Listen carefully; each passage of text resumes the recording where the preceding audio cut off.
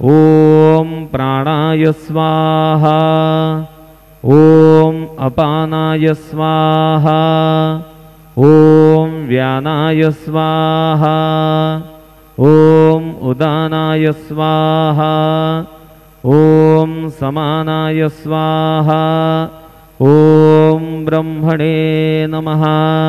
नैवेद्यमध्ये पानीयं समर्पयामि पुनर्नैवेद्यं निवेदयामि। ॐ प्राणाय स्वाहा ॐ अपानाय स्वाहा ॐ व्यानाय स्वाहा ॐ उदानाय स्वाहा ॐ समानाय स्वाहा ॐ ब्रह्मणे नमः। नैवेद्यं समर्पयामि हस्तप्रक्षालनं समर्पयामि मुखप्रक्षालनं समर्पयामि। शेषोपचारार्थे प्रार्थनापूर्वकनमस्कारं करोमि।